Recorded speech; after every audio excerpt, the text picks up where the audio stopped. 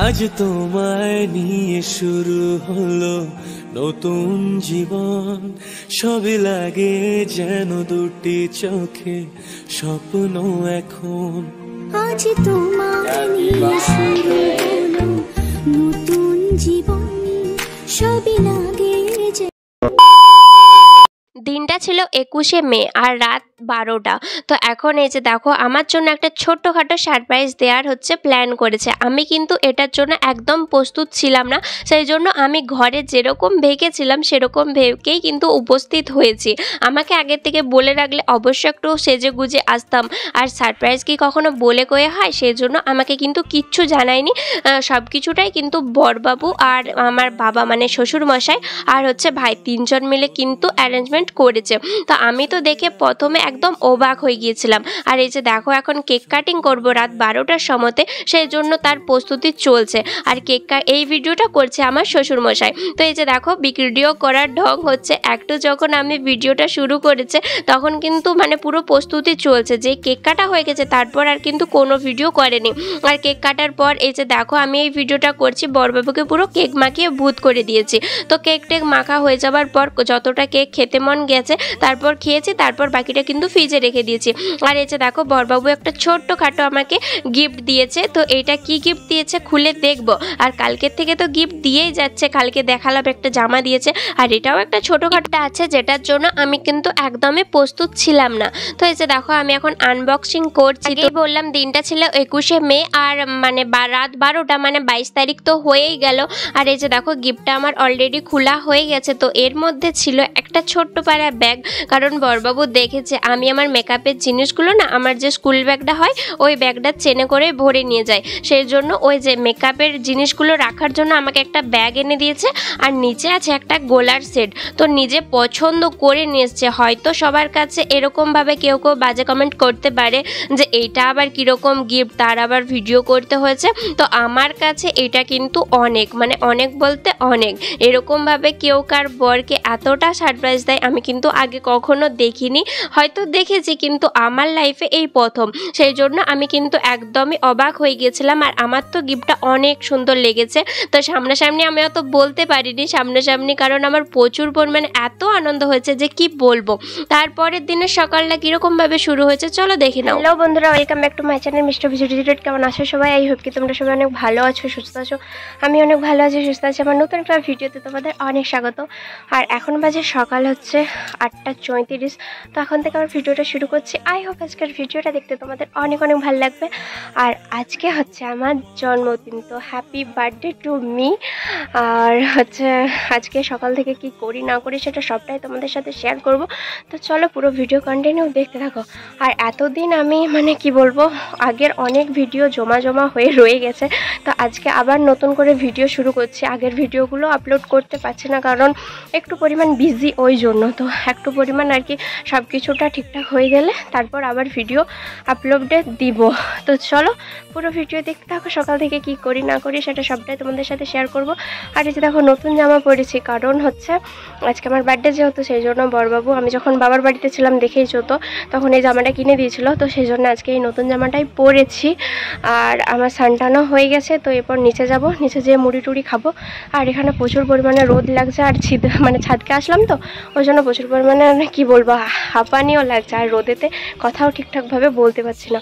তো চলো নিচকে যাই, নিচে যেয়ে কি করব না করব সেটা সবটাই তোমাদের সাথে শেয়ার করব। ছাদ থেকে নেমে এসে এই যে দেখো কালকে যে কেকটা কেটেছিলাম সেটার এই যে ভাগ করেছি। এখন আমি একটা নিব আর বরবাবু একটা নিবে। তো এই যে দেখো ভাই একটা নিয়ে নিল আর এইদিকে একটা বরবাবু নিয়ে নেবে। প্রথমে ভাবলাম আমি খাবো, তারপর ভাবলাম যে না থাক আমি আর খাবো না।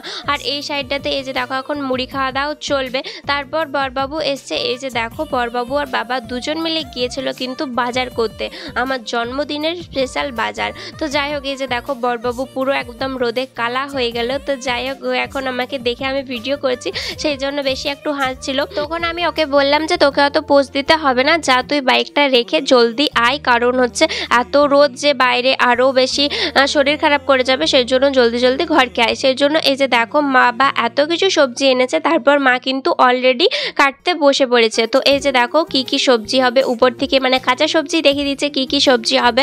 তো মা অলরেডি এখন কাটতে আরম্ভ করে দিয়েছে, এরপর কিন্তু রান্না করতেও আরম্ভ করে দেবে। আর এই যে দেখো মা এক এক করে কাটছে আর এক এক করে কিন্তু রান্না হবে।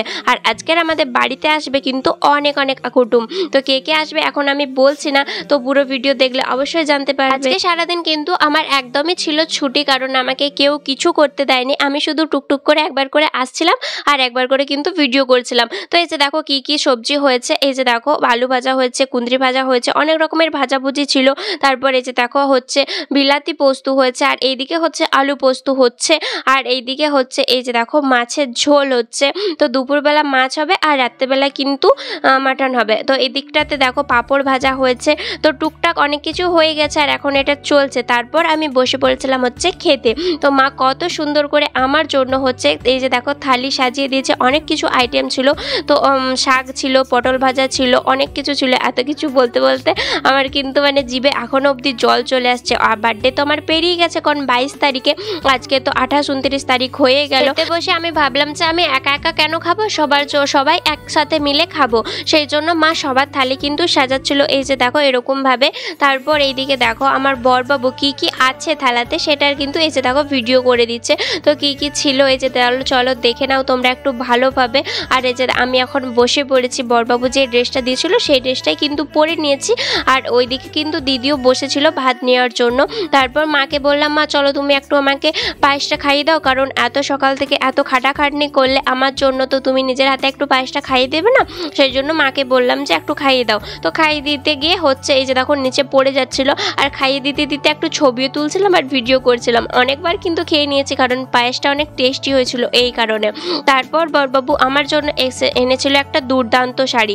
তো সেই শাড়িটা এই যে দেখো চলো তোমাদের সাথে শেয়ার করছি কিরকম শাড়ি। তোমাদের কেমন লেগেছে অবশ্যই কিন্তু কমেন্ট করে জানাবে। আমার তো বেশ ভালোই লেগেছে, উপর থেকে এই যে দেখো আরো সুন্দর।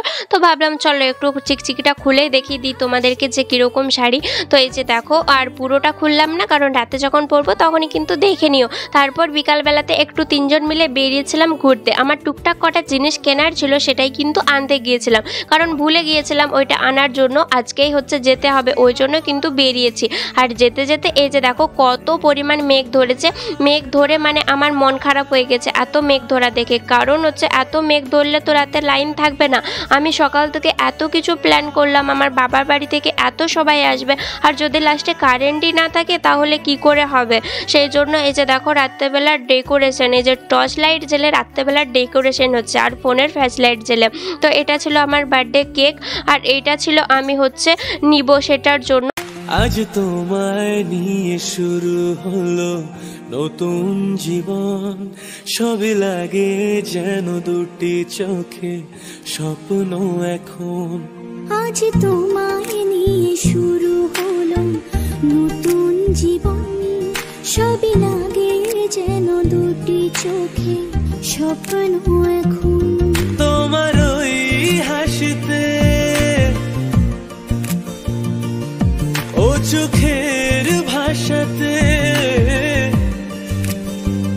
ও তোমার ওই হাসিতে, ও চোখের ভাষাতে কত সুখের ছবি আঁকে মন। হলো ধন্য জীবন। বিকালবেলা দেখালাম যে কিরকম ভাবে মেঘ ধরেছে। তো মেঘ ধরার কারণে লাইন কিন্তু ছিল না, দেখতেই পেলে যে ফোনের ফ্ল্যাশ লাইট জেলে কিন্তু কেক কাটলাম। আর যেই কেক কাটা আর কি শেষ হলো, 8টার সময় কেক কাটতে লেগেছে, যেই কেক কাটা আমার শেষ হলো তারপর কিন্তু লাইন আসলো। আর এত আমার কপাল চাপড়াতে ইচ্ছা করছে যে কি বলবো।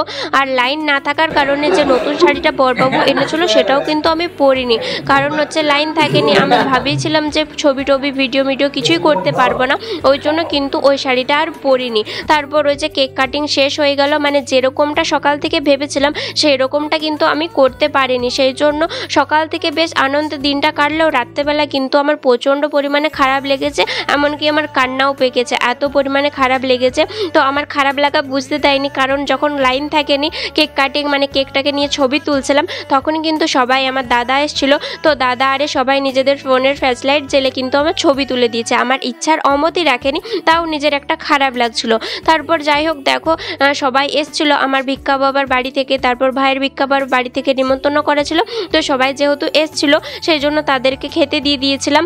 আর এই দিকটাতে এখন আমি ভাবছি আর কি, আমার এই যে দিদি এসছে, জামাইবু এসছে, তারপর দাদা এসছে আর দিদির শাশুড়ি এসছে, তো তাদেরকে তো খেতে দিতে হবে, ওই জন্য আমি তাদের থালিগুলো সাজাচ্ছিলাম সুন্দর করে। আর আমি আবার কিন্তু ড্রেসটা চেঞ্জ করে নিয়েছি, কারণ এত গরমের মধ্যে শাড়ি পরে থাকাই যাবে না, প্রচণ্ড পরিমাণে গরম লাগছিল। সেই জন্য আমি যেই দুপুরে চুড়িদারটা পরেছিলাম ওই চুড়িদারটা আবার কিন্তু আমি পরে নিয়েছি। আর এখন থালিটা আমি সাজাচ্ছি, কারণ তো গরমের মধ্যে থাকলে আবার কিন্তু শরীর খারাপ করে যাবে, কারণ এমনিতেই মায়ের শরীর খারাপ, তারপর এত গরমের মধ্যে আজকে সারাদিন অনেক খাটাখাটি হয়ে গেছে, ওই জন্য আর রাতের দিকে ওকে বেশি অত খাটাখাটনি করাইনি, আমি কিন্তু একটু বেশি বেশি আর কি পরিশ্রম করে নিচ্ছি। তো এই যে দেখো আমি সবার পরিমাণ মতো সবজি দিয়ে দিচ্ছিলাম, যে যেরকম খাবে, আর সবার থালি কিন্তু সাজিয়ে নিয়েছিলাম। আর লাইনটা তখন থেকে যে এসছে তারপর কিন্তু একবারও যায়নি, অনেক আমার ভাগ্যি ভালো, খাবার সময় তো অলরেডি চলে এসছে। আমি চেয়েছিলাম যে আমি যখন কেক কাটিং করতে যাব তখন যেমন চলে আসে, তো আসবে না, অনেকক্ষণ ওয়েট করার পর কিন্তু দেখলাম যে আসলো না, সেই জন্য কিন্তু আমি একটা পুরনো শাড়ি পরে নিয়ে তারপর কিন্তু গিয়েছিলাম।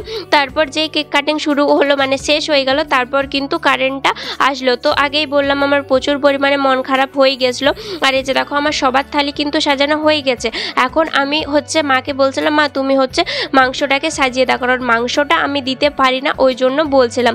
তারপর দেখলাম যে ভাইয়ের থালিটাই আমি সাজাতে ভুলে গেছি। তারপর মা বললো যে ভাইয়ের থালিটাতে কোনো কিছু সবজি দিসনি যে, তখন আমি এই যে দেখো আবার বসলাম ভাইয়ের থালিটাতে সবজি দিতে। আর এটাই ছিল আজকের আমার সারাদিনের কিন্তু বার্থডে ব্লগ। জানি না কতটুকু কি শেয়ার করতে পারলাম, কারণ সারাদিন তো আমি অনেক বেশি অত কিছু কাজ করিনি, ওই জন্য আমি তেমন একটা কিছু শেয়ার করতে পারিনি।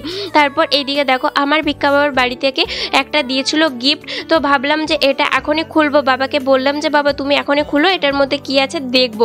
গিফট পেলে না হাতে পেলে মনে হয় যে এটা কখন খুলি, তারপর আর ভাবলাম যে চলো কালকেই এটা খুলবো।